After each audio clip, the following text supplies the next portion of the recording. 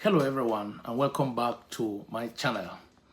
I am Paul, your host on Frank Talk with Paul, and today we are diving into a topic that many parents find uncomfortable, confusing and even frightening. Is your child being radicalized without you knowing online? Whether you live in the UK, in the US, in Europe or even Africa, radicalization is not a far-off issue anymore. It can happen quietly online, at school, and even in your own home without you noticing the early signs. This video is not about fear. It's about awareness, prevention, and protecting our children, not just from extremism, but from the subtle influences that can lead them there. Please take a moment to like this video and subscribe and share with your parent or any parent or educator as we dive into this very important topic. Let's start with the basics. Radicalization is a process by which a person adopts extreme views, religious, political, and even ideological, that reject the mainstream belief and often encourage violence and division and hatred. Now, this doesn't happen overnight. Radicalization is a process. It is not a single event. And it can happen through online forums and social media. These days, of course, you know how prominent that has taken the place in the life of people. Peer influence at school, even in the community, religious and political group, in the games your children play, in the music, or even in memes. Radicalization doesn't always look like terrorism. It might start with an obsession with conspiracy theory, a growing hatred toward a group by race, religion, gender, even nationality, rejecting a parent or authority as brainwashed or oppressive, suddenly quoting extreme ideologies or slogans. You must watch out for your children when you begin to hear other. And yes, it can happen to children and teenagers, even those raised in lovingly supportive home. And that is why you watch out for your children, what they watch, because you're not keeping them in one place. They are exposed to all of this. Why the children are vulnerable? Children are vulnerable. That is why we talk about it. So why are young people, especially the young ones that are within us, are vulnerable? Here are a few reasons. Identity formation. Teenagers are fighting out who they are. They are naturally drawn to big ideas, purposes, and belongings. Extremist group offer extreme, the strong identity, and a clear cause. Isolation and exclusion. If a child feels left out at school or misunderstood at home, they may turn to online spaces where they feel seen or heard, even if those spaces are dangerous. We have what we call the online manipulation. The algorithm don't even care about your child's mental health. We have the like of YouTube, TikTok, Discord, and Reddit can feel extreme content fast. One video turning into the dozens, and before you know it, your child is an echo chamber. Globalization and trauma. In many African, Middle East, and even Western countries, young people are exposed to war, inequality, injustices, corruption. This can trigger deep anger or hopelessness, fertile ground for radical recruiters. They take advantage of that, and before you know what happened, they are recruiting young people online, those who are available. Because they can't just come offline to get them very easily. Online, they are happening. They are taking them. So how do you know if something is wrong? That's the question you'll be asking yourself. Here are 10 early warning signs that child or children might be at risk of radicalization. A sudden change in belief, a strong shift from the religious or political view, especially with black and white thinking. Withdrawal from families and friends. When they begin to spend more time online with new people they don't want to talk about. When there is hostility, you begin to see them hostile and being defensive of it, especially when challenged about a new belief or online activity. They are very hostile about it. Adoption of new languages or phrases, especially violent, hateful, or coded language used in extreme circles. 5, they are obsessed with injustice, real and imagined. Especially if it ties to races, religion, or identity, they are very obsessed with it. They glorify violence or martial expression of admiration for extremists. You see, people talk about the mass shooting, they like it and all of that. Rejecting the mainstream indication of value. Suddenly calling everything fake, brainwashing, or controlled. Something is going on. frequent secrecy, deleting of browsers history. When you see them, they walk, they just browse it, they just take it out, refusing to share who they are talking with and what they are reading online. The challenging in appearance or changing of clothes and all of that. The symbolism and the ideological group. The isolation, avoiding eye contact. The detachment. These signs don't always mean radicalization, but they deserve attention, especially where more than one appears. It doesn't mean automatically because you see what I've just mentioned now, they are radicalized. No, you need to give attention to it. Let's talk about the online one, about the digital battlefield, because that is where radicalization often begins. Our children are exposed to online content. They are online all the time. Social media is a very powerful tool. The extremist group use it to do their recruitment.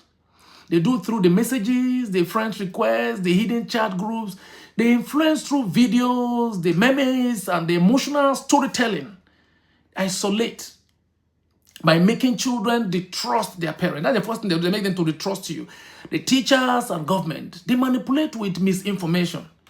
The fear-based narratives and echo chambers. What they do when they get them online, they just get them to distrust you. And here's the truth. Even mainstream platforms like the YouTube or Instagram can lead down dangerous path. A child watching a video about injustice, religion, can be fed algorithm content that usually turn them into extreme.